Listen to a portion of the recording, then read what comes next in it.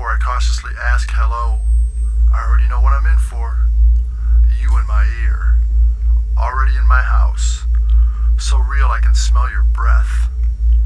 The codependency load knocks me down and stands on my neck. Just enough air allowed to keep me awake. Awake and aware of the draining of my desire to even care.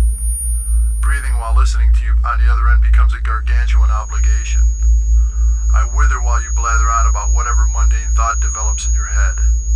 Your kids, your job, your car, whatever. Your life, stenciled out, becomes a frightening emergency when the ink travels outside of the lines.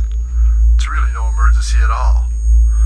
But you hysterically involve me in the drama, and when I tell you I don't know how to help you, you say, it's okay, I just need someone to listen.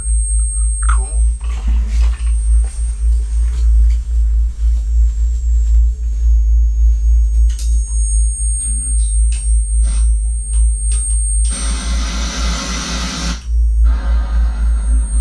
Dad, how could you embarrass me in front of Steve like that? I'm sorry, I just thought when you were getting off the plane you'd be kissing us. Maybe I should have prepared you a little more for Steve. Crimson Sunset by Ben Grimm. She starts to fade. She can feel their eyes on her. She knows they're watching. Their silence hurts even more than the cold words that they say behind closed doors. She starts to fade. She tries to ignore all the listening ears, but even after all these years, she still can't do it. She starts to fade into the shade that lies within her own heart, away from the hurt. She follows the road laid long ago for herself, the only way to her only relief. She starts to fade, and she knows that she'll never be back. She can never return. She starts to fade as the crystal clear water of the tub turns crimson, and in it she is swimming.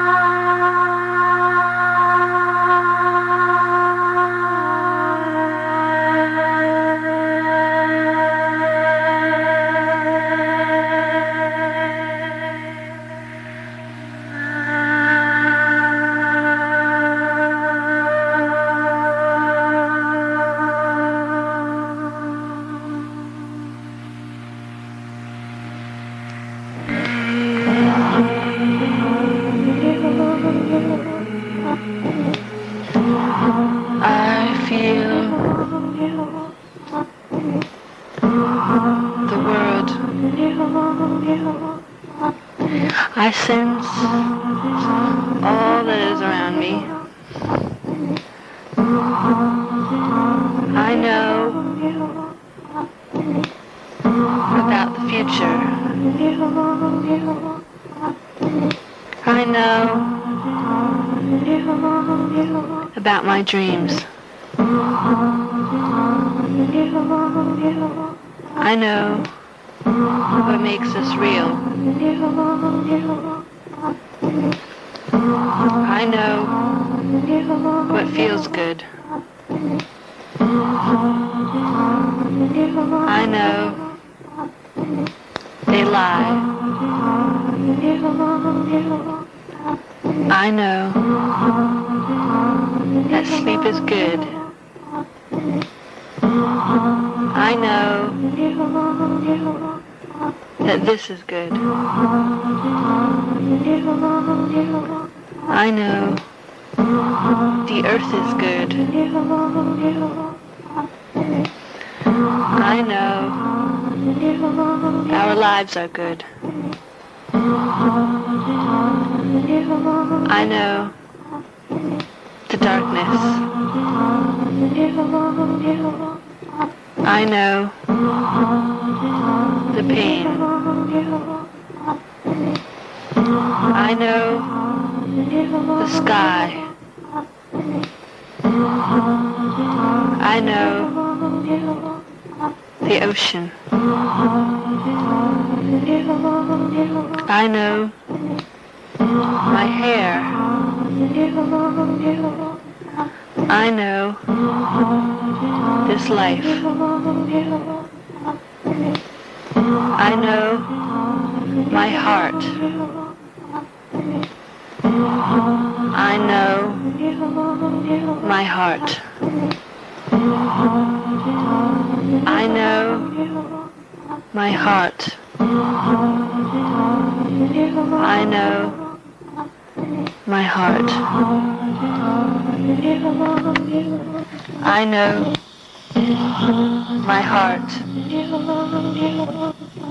I know my heart.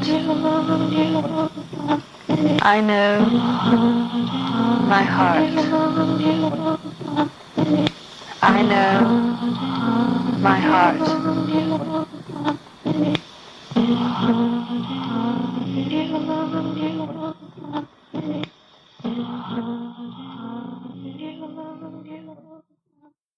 I think my life is gone, replaced by other sorrows. Worries on dark feathery wings, my happiness is borrowed.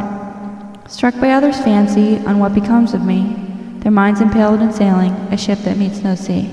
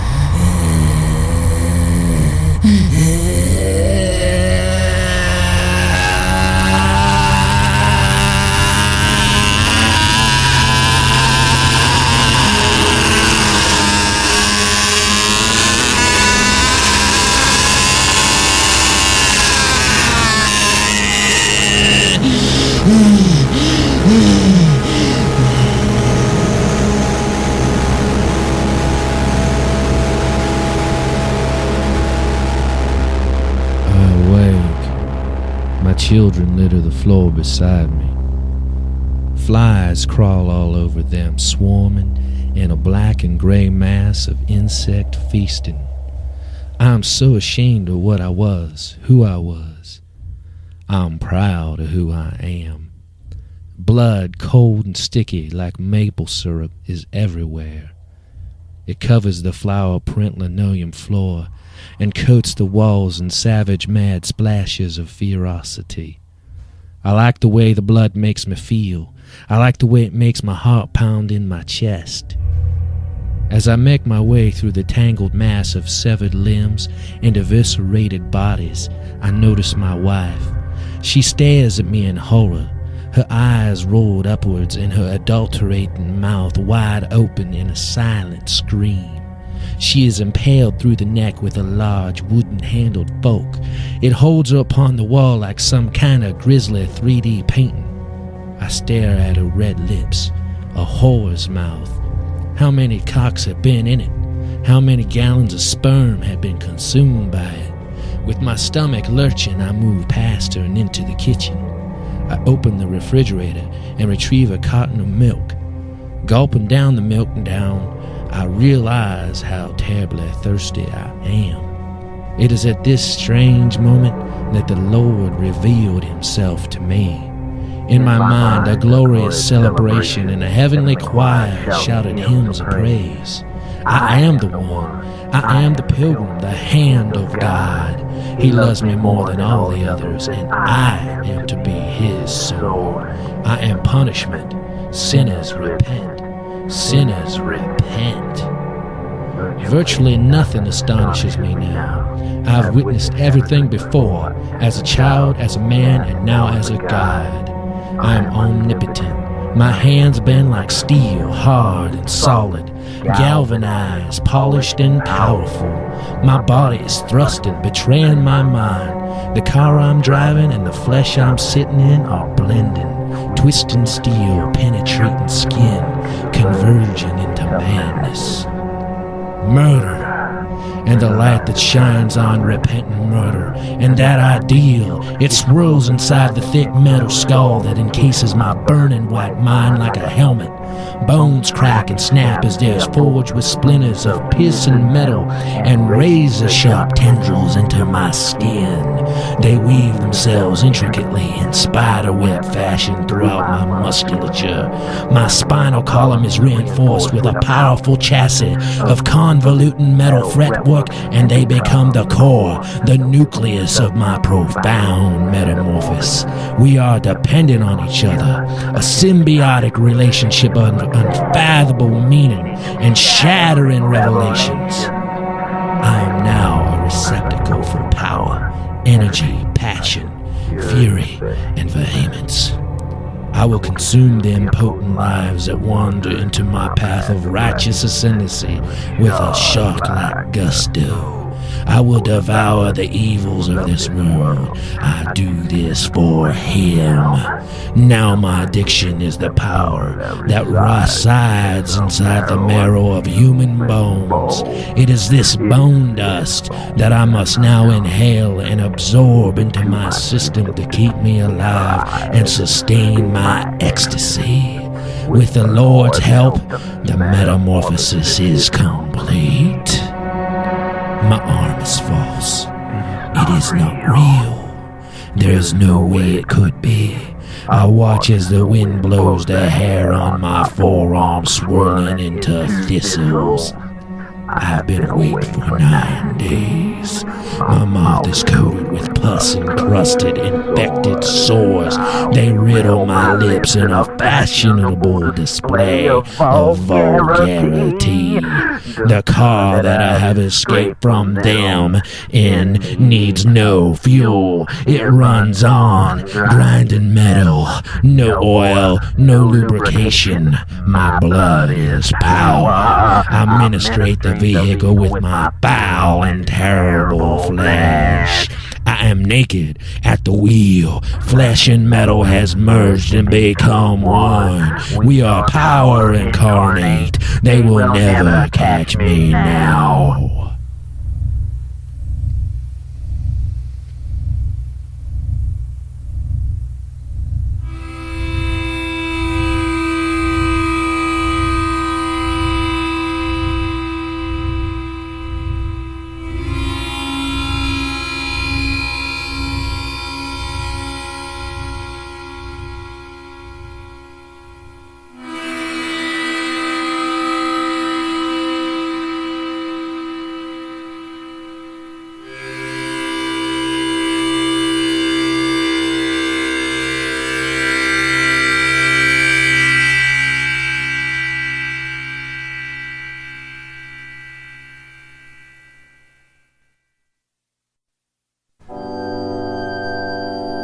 Reviled in the mountains, worshipped on a rock, sacrificed to the sun, burning for the trees, burning for the earth, migrating north, nomadic at birth.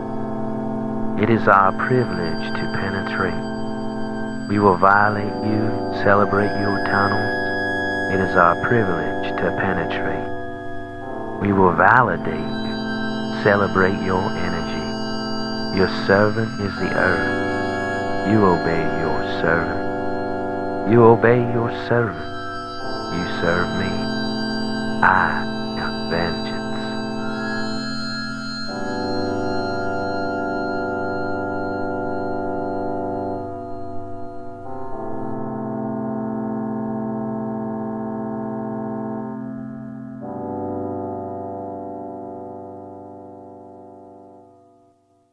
Distorted Enlightenment by Ben Grimm.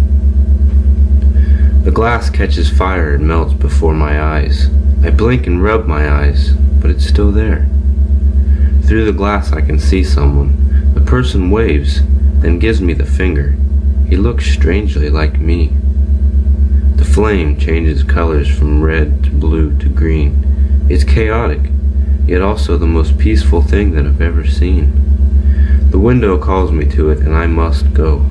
I pass so easily through it into myself, but the landscape confuses me. This is all beyond me, without the self-painted veneer. It's all so beautifully ugly and enthralling. I love it here. In the Shadows of Light by Nick Popa. Empty, staring blatantly at the wall. I wonder if you know who you are or where I have been. You tangle your words whilst I fumble to find the right things to hear. As I gaze through you to stare at the cracks, I noticed then some wallpaper that was poorly painted over, casting its pattern in the shadows of light. Forward you go, then back beyond. The therapy I find isn't what I paid for, it's what I live. I wasn't willing to explore, now I have been left behind. I challenge my calming to exploit the things I desire. You're incapable to understand any longer. I have fallen behind, yet ahead of you, and in the meantime I have found that the world isn't so round. It isn't so flat, and it never was so small as it is from across the room, casting its pattern in the shadows of light.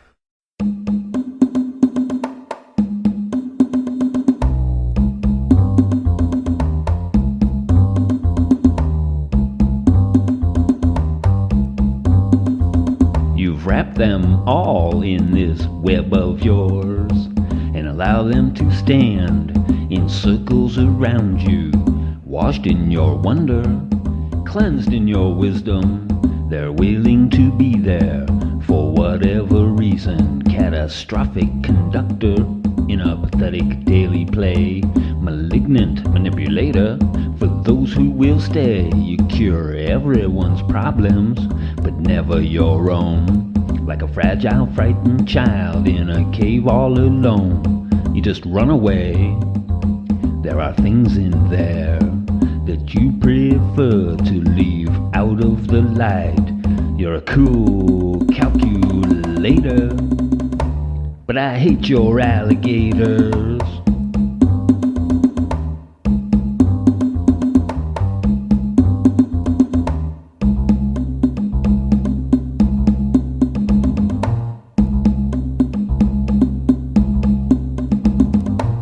Call it bonding, but it's not that. It's more like bondage somehow. In fact, it's your will or nothing in your invisible crown. As one by one your friends all let you down. You take it hard, you take it personally, when the bottom drops out of each fantasy. But all these things that slowly unravel are just reaction to your control and prattle. Everyone sees you've never taken the time to dig down deep and face what's inside. You got this cool see ya later, but I hate your alligators.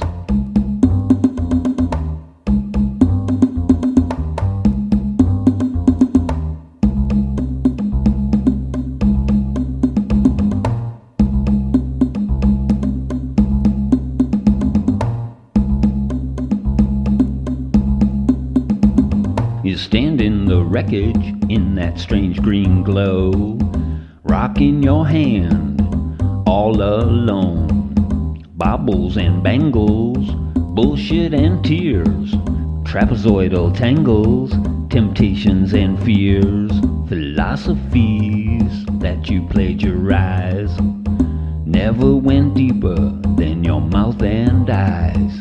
You take it all in, you spit it all out. Parrot philosophy is what you're about. The bottom line in this symphony is get in touch with your honesty. Coulda dug those mashed potatoes, but I hate your alligators.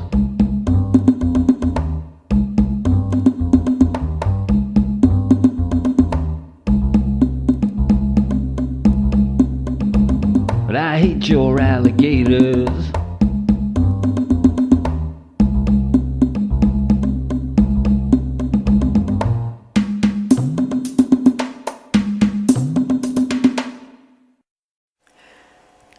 I woke up. The hypnotic motion of the train stopped. Lying in the dark of my compartment, I heard crunching gravel ever louder outside my window. Boldly approaching footsteps. I leaned up on my elbow and spying out the curtain into blinding beams of swaying flashlights, blinked my eyes rapidly and could make out the shape of the stiff cavalry-like hats and knee-high black leather boots of the state patrol. I pulled back from the window, eased down in my bed, heart racing, only to spring up upon hearing the words so clearly that they seemed aimed right at me. Well, there's the head right there. And indeed, eyes wide and getting wider, panting and compelled, I peeked out my window this time to find to my horror that the beams of light were steadily directed onto the tracks, not only right underneath my compartment, but directly below where I lay my head on the soft white pillow. Decapitation a few feet down from my sweet dreams. After an anticlimactic shrugging of shoulders, the gathering dispersed, and an hour later the train rolling again, I heard the night porters whispering amongst themselves out in the corridor. Now this happens all the time. They pass out on those tracks on purpose, or never to say a word to the passengers. Ain't a pretty thing with breakfast. Oh, I don't know, I thought.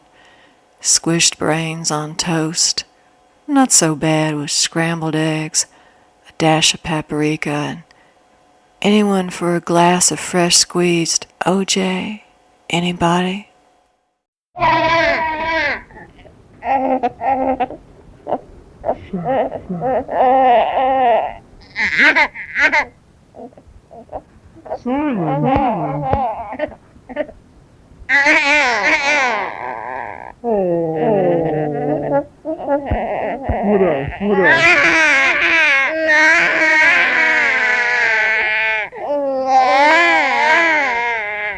Alright. Okay. Alright.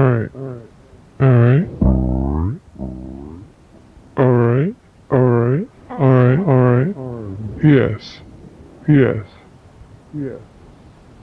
Okay. Alright. Yes. Okay. Dear asshole, I really don't like your internet.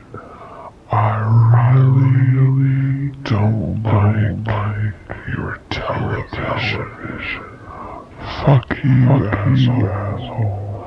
Fuck your money and your government and your rules and your oppression and your ugliness. Fuck your television set. Fuck your television set. I don't listen to what you say. I try not to listen to what you say. Animal killer, lover killer, killer.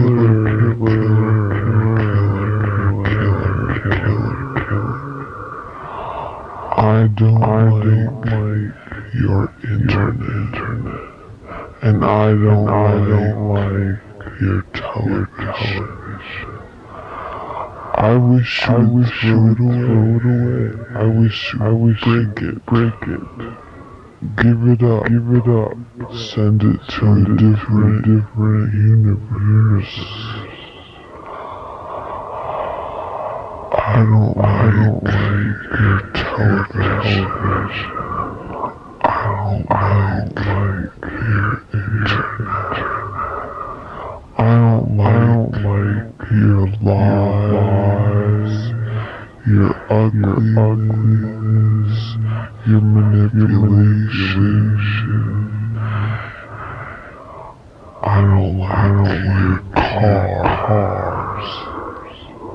I don't like your buses. I don't like your tall ass buildings. I don't like it. I don't like what you say on the television. I don't like who you have on the television. I don't like your fake words and your lying politics. No. I don't like you, asshole. The person who created it all. Fuck you. Plain and simple.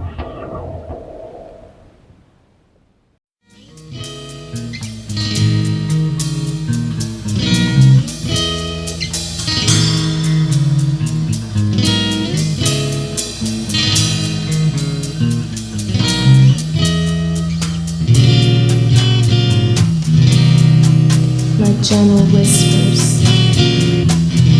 I hear your name. It comes in the sleepy evening, stirring old stories. As a silver spoon dancing in coffee.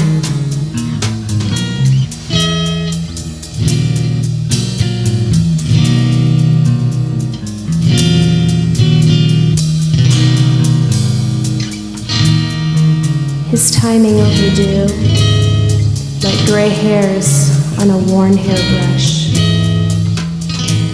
Kissing the lips of tomorrow and cursing time. Biting our tongue on regretted breath.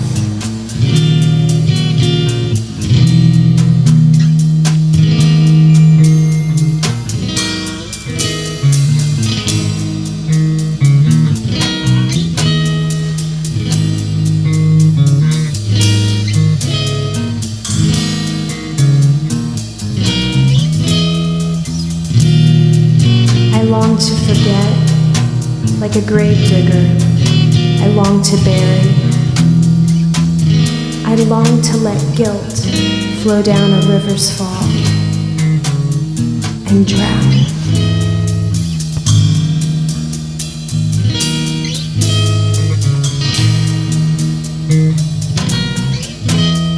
Like arson, I'll drop the match and watch the old photographs turn to ash.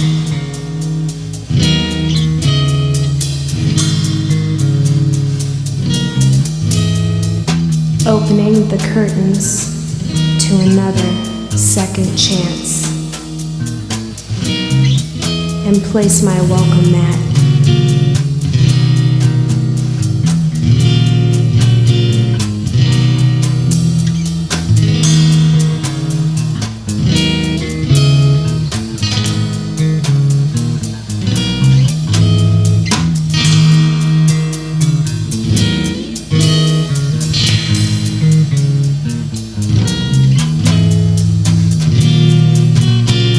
The rain God's grace.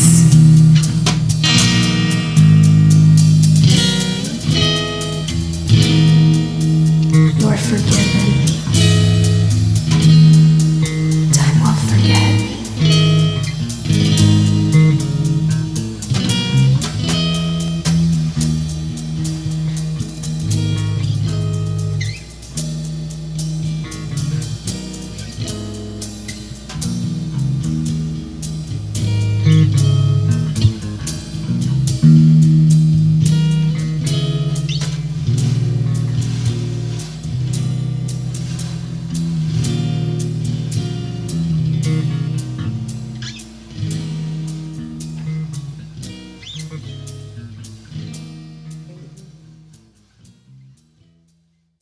Crystal Clear by Ben Grimm. My heart is a steady stream as it flows from my chest, down my fingertips and into the awaiting goblet.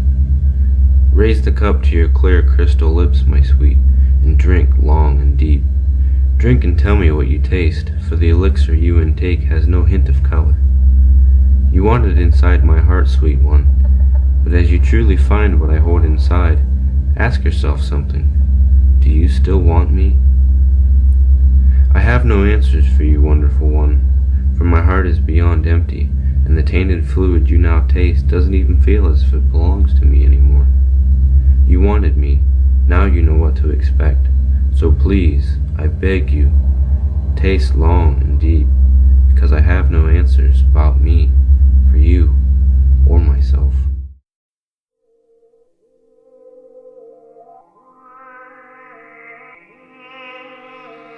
Here rest the ruins beneath their foul-tongued ingenuity. A simple plateau on which to build vast space. It's quite an interesting allowance of the poser's decision. So we leave these ruins behind, amongst the decay and hatred. And as we walk our feet the burnt cold from the fire, we realize how comfortable this prison has grown.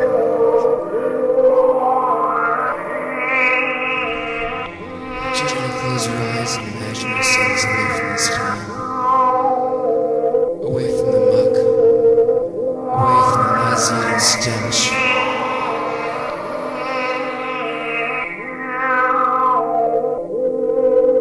We want to awaken to a time that is no time, with the feeling we've never felt.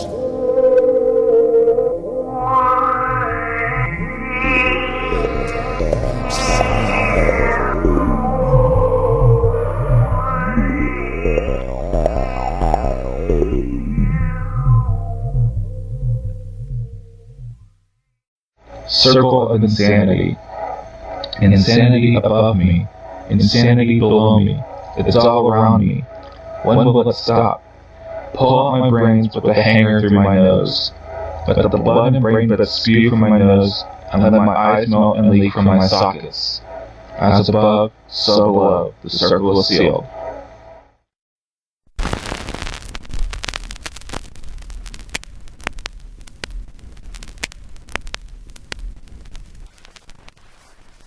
Love, a word that once defined our connection. I was created inside of you. I breathed when you breathed. I moved when you moved. I hurt when you hurt. Finally, the day came when I was entered into the light. You loved me, held me, comforted me until I grew. Day by day I came into myself, strong, ill-willed, never naughty, although sometimes a nuisance. 398 days old, the love began to dwindle. I breathed when you allowed me. I moved when your back was turned. I hurt when your words slapped me. I continued a normal, healthy development. Flourishing, becoming what you always wanted to be. I breathed when you loosened your grip. I moved when the chains allowed me. I hurt when you hurt me. Love, a word that will never define our connection.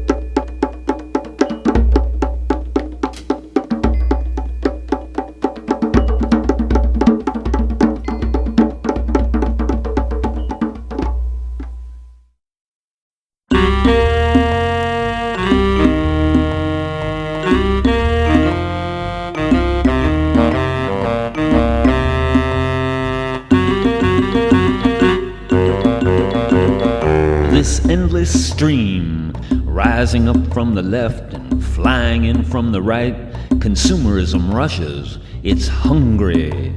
Saliva jowl, I want it now. Consumption, defecation.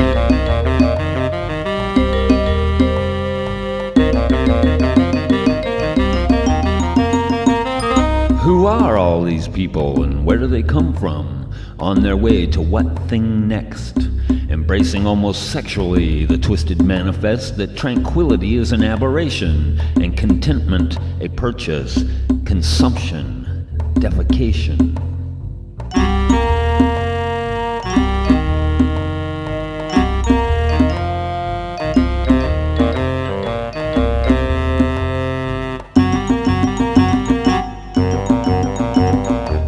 smoke in my nostrils stings the burning flesh of once living things. You have no respect for death because the moneymongers do the killing for you. First clothed in naked terror, cut and left to bleed, humiliated further as mass production feed, franchised and banalized, consumption, defecation.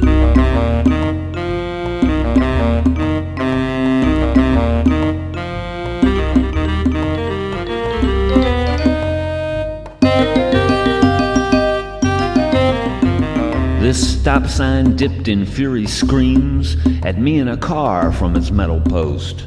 Am I the only one to wear these eyes, it cries? The only one to grasp this hoax? Pavlov's humans running wild, each with the energy of a spoiled child. Consumption, defecation.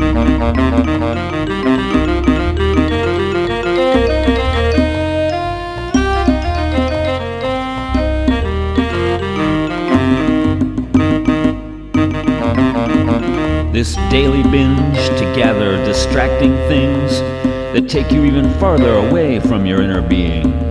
It must be pretty scary to go in there and face your demons busy breeding.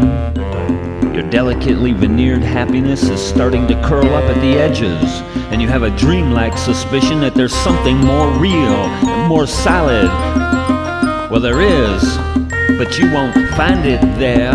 In your immaculate house, in your immaculate furnishings or immaculate spouse. You won't find it there in your Jeep Cherokee, zipping through traffic and trying to feel free. You won't find it in the malls or the yuppie stores or the things that you buy or the money that you hoard. But one day you'll stop cold at Desolation's junction and realize your life sums up as two functions: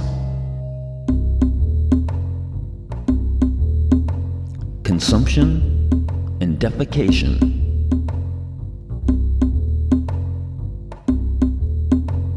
Consumption and defecation.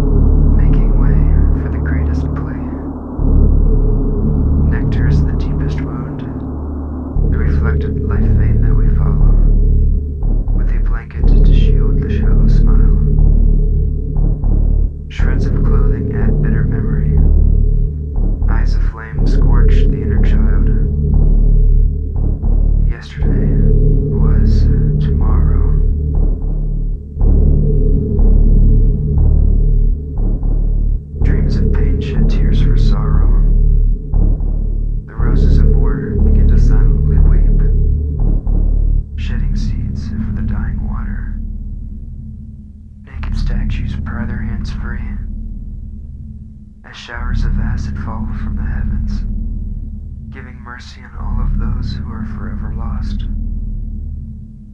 Leaves of decay layer the soil, smothering the helpless souls of the sacred cross. Ashes to dust, dust to ashes. Caskets of hate hinder the charms of the devil, asking for which not all the while. Beads of affection symbolize the doorway to oblivion. I have never asked as much as you do now.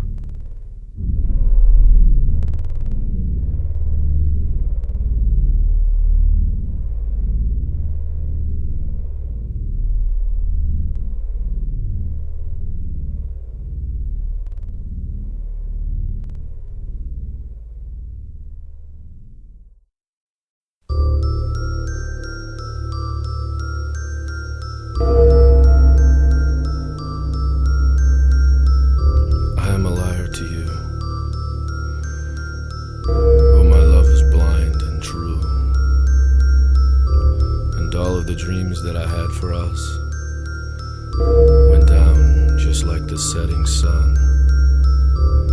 My disease rots me now, and you flee into a brave new world. My lonely girl, you smell like the ocean again, and you smell like the ocean again. Sweet Aries, sweet Aries.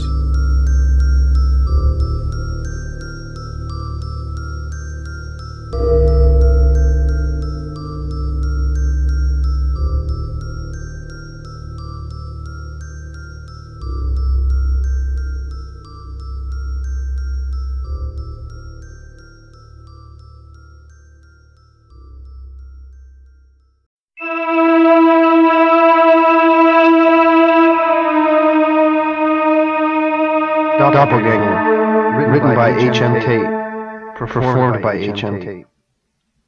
Praying again. For Jason it was becoming a weekly tradition. Get off work early on Wednesday, eat pizza, drink cheap beer, watch big-time wrestling, and miss Janine. It worked out well, this little routine, mainly because every Thursday was his day off. No one really worked on Friday, and the weekend was, well, the weekend. The routine would last until his body took him to the bathroom, forced him prostrate before the porcelain almighty. Tonight was the worst so far. It had been a rough day at work. Man, was his boss a jerk-off or what? The killer lost the heavyweight title to some no-name ham and egger. And, to top it all off, Jason really, really missed his wife. Had it been 3 weeks since she left? 4? Time had a funny way of dying when a person drank too much. So there he was again, vomiting repentance. Usually it took a few minutes to get it all out.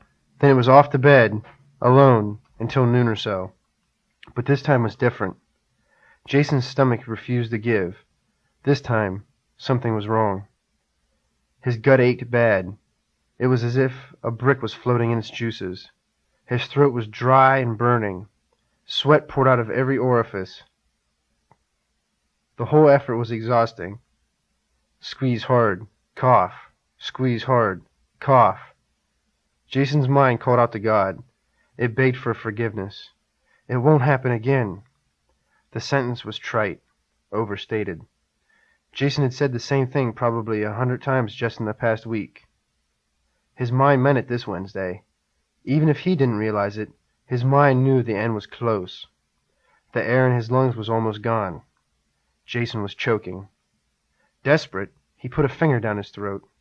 It triggered a gag reflex, but nothing came up. Man, Jason thought, this is it. His face was getting hotter. Blood vessels in his eyes burst. Let me live and no more. Oh, Father, dear God, never again. I promise. His mind was in a panic frenzy. A minute longer, maybe 2. I'm gonna die! I'm gonna die! Jason squeezed one last time.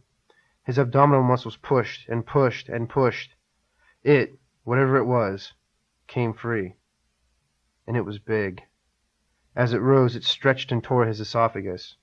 Then the object hit the toilet water, followed by beer, bile, and pizza. The contents of the toilet splashed everywhere. Jason went limp and fell unconscious to the cool tile. Slowly he began to breathe again. Consciousness remained at a distance, though, preferring to let the body heal. There was a smell in the bathroom while Jason rested, an odor of burnt flesh and sex. The water in the toilet bubbled. 10 minutes passed before Jason woke. His eyes snapped open, looked around for something recognizable. In the bathroom? Oh, he thought, must be Wednesday. His memory was slow to return. Almost died, it whispered. Better thank God. Again. For the first time he noticed the smell. The worst of it had faded already, but traces lingered. It made his stomach turn. Thinking he was going to puke again, Jason moved, or tried to. No use. His limbs refused. So he tilted his head to check his legs. Had something fallen on them? It was worse. Several layers of silver duct tape encircled his ankles. He tried his arms, bound too, and it felt like a piece of tape was over his mouth. The taste of glue was thick on his lips. Janine. A mental image of his ex-wife danced before Jason's eyes. Back for a bit of revenge, perhaps? There was no point in struggling. She had caught him by surprise. So he listened and waited. Jason didn't remember falling asleep, but he would never forget waking up. Someone was shaking him. Wake up, little Jason. As he opened his eyes, a warm liquid splashed over his face. Come on now, wake up. That's it, my boy. Time to get up. The stream of warm liquid migrated to Jason's chest. That voice, familiar. He looked up to its source. His heart stopped mid-beat. Hello, hello. It wasn't Janine. It was him.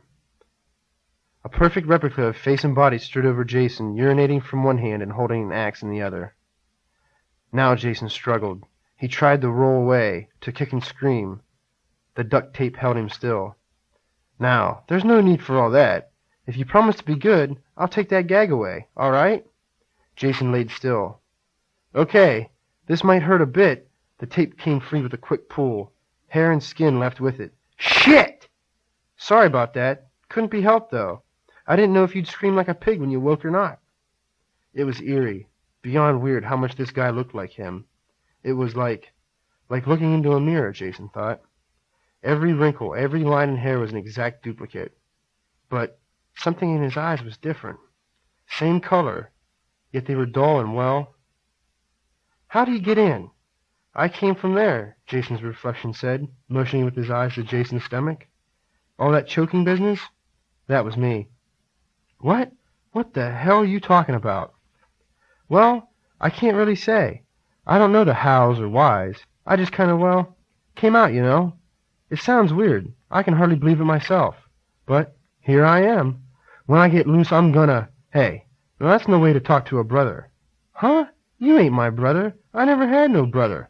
Oh, I'm your brother, Jason. I am. A little different, maybe, but I am. More like twins. Look at me. We're two halves of the same part. Light and darkness? Jason looked and saw the truth. Even their voices were similar. In the living room, the telephone rang. His twin ignored it and continued his speech. Maybe that God you've been praying to every Wednesday decided to talk back. Anyway, there can only be one Jason running around, right? On the answering machine, Janine spoke. Both men stopped to listen to her. Jason, if you're there, pick up. I want to come home. I think I made a mistake and I want to come back, okay? I'll be over after I get off work tonight. I miss you. The eyes of Jason and Jason met. They knew what the other was thinking, and for one of them, those thoughts weren't good. As Jason zipped his pants, his twin squirmed on the tile. Well, seems like second chances are running our way tonight, eh, brother? Let me up! Let me up, you bastard! Don't touch... A swing of the axe. Silence. I'm so sorry, Jason. I never should have left. Janine had her head on Jason's chest. Her fingers twisted and curled the hair while he smoked a cigarette. Maybe it was for the best. You think? You've changed so much. Jason inhaled deep, exhaled and grinned. If you only knew, baby. If you only knew.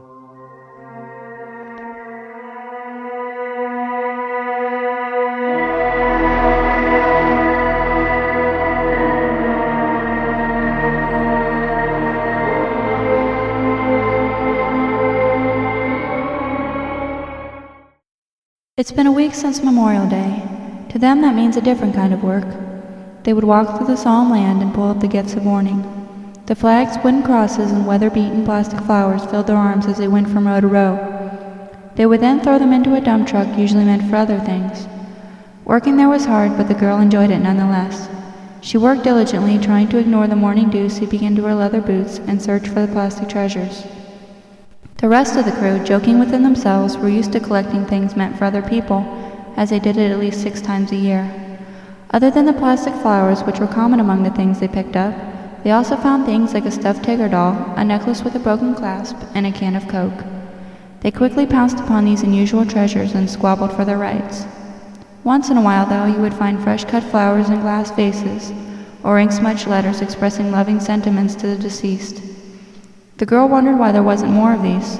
The only one she had found on that day was written clumsily in green crayon, and she could barely make it out. It said, "I miss you, Daddy." When the grounds were clear of all items of grieving, the crew would then pile into the truck and drive towards the dumpster where everything that had been collected would now be thrown away. She felt that she should feel guilty in some way, since she had spent over 2 hours robbing the dead of their only worldly possessions. But with the wind in her hair and the job done, she relaxed knowing that the deceased could do nothing about it. She then sighed and braced herself for the rest of the work that had to be done.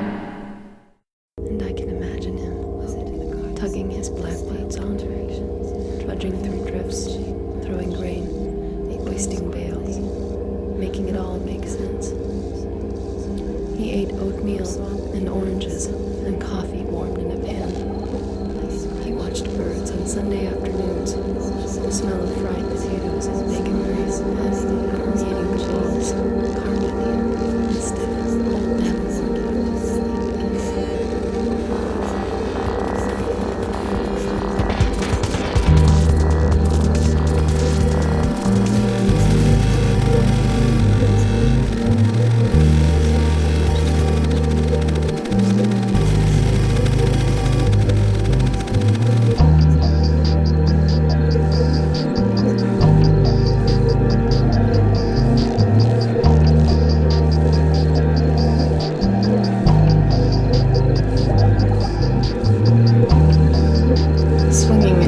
schoolyard in October. She thought she had seen a star that was her dead father gazing down on her, but too far off to help or even care much.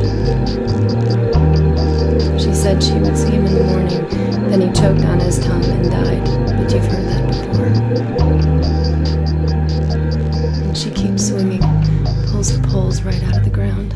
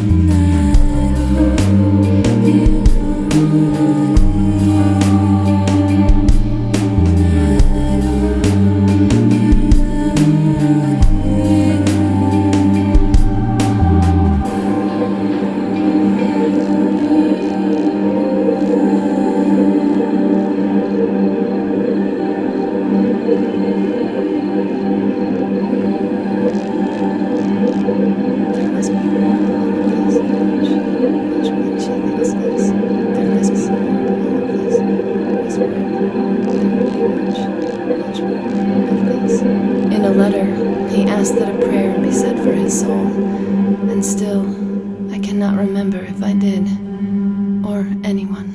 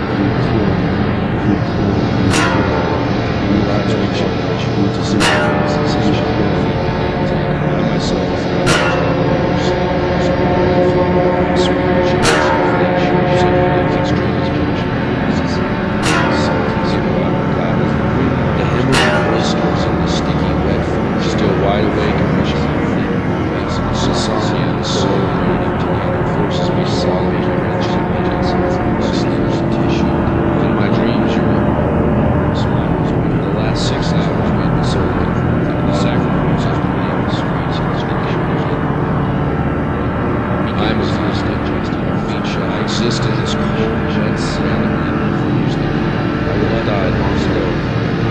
Every shadow fled to the stars. I was hideously scarred, traumatized by the sun. As much as I tried to lose my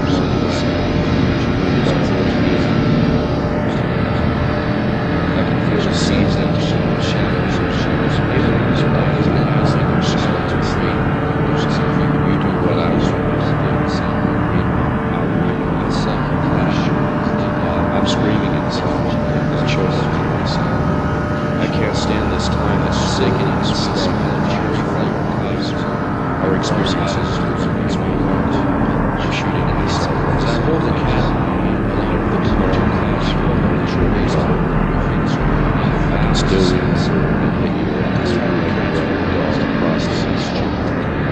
The fires comes back to the shadows. Up to the sea. I'm going to change this person's life.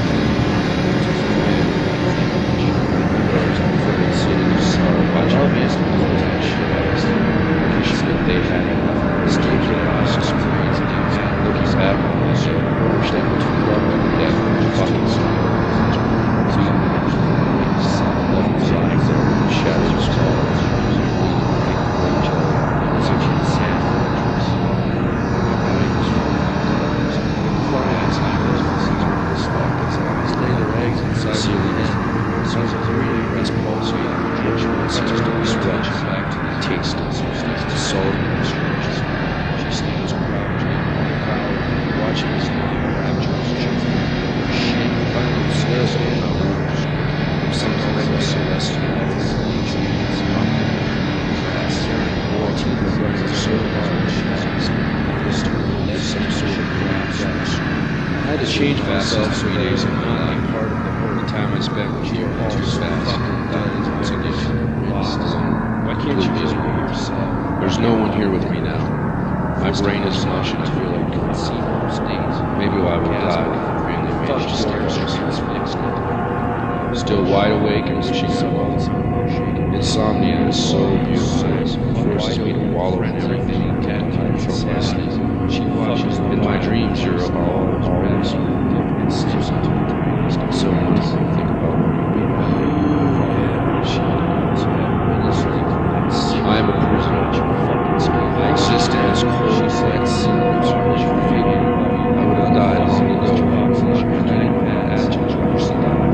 When I was hideously scarred, I finally went splashes of love cheeks. And as I much as I tried to take my dark stack of color, it leveled to the beams into my flesh and to chest. I can feel the seeds that will show some tears. I'll take you back and orgasms and my sleeves. You do what I skinny rubs in these sisters. My muscles spasm. I'm screaming inside. I'm choking on myself. I can't stand this time that's slowly and stagnates forever. Our experiences lead to this world. I'm shooting myself in the center. Put the barrel in my heart with a trigger lever. I can still reach the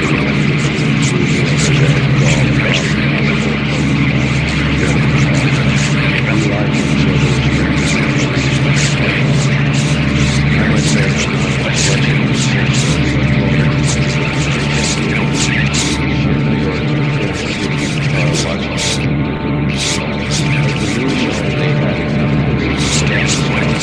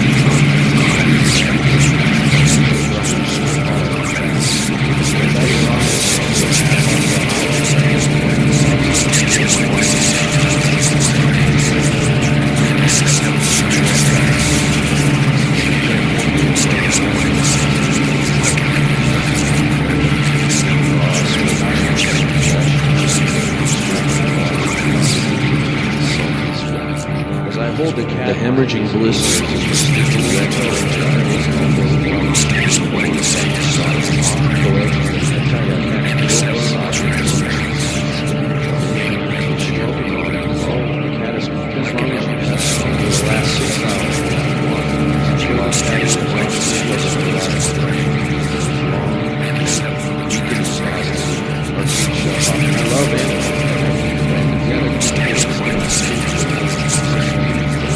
every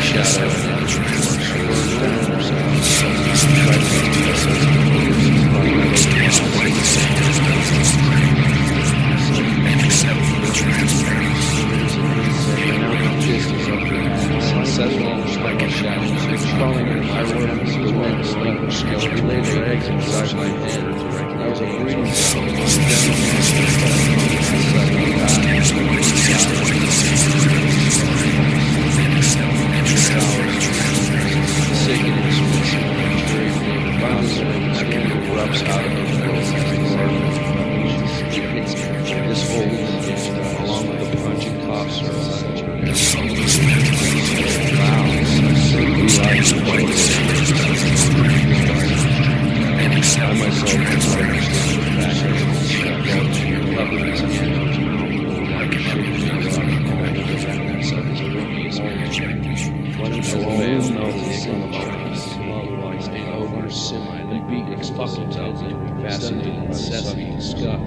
the steaming bile sprays and cattaways have written about the last of the dark gray flow of the stream where into mine was bitter, and now I am wasted. Hours on bottom. The sacrifice was painful, but the prostration was over. I watch it hack. Once I made it just a dry body 5 times before I asked him to generate it.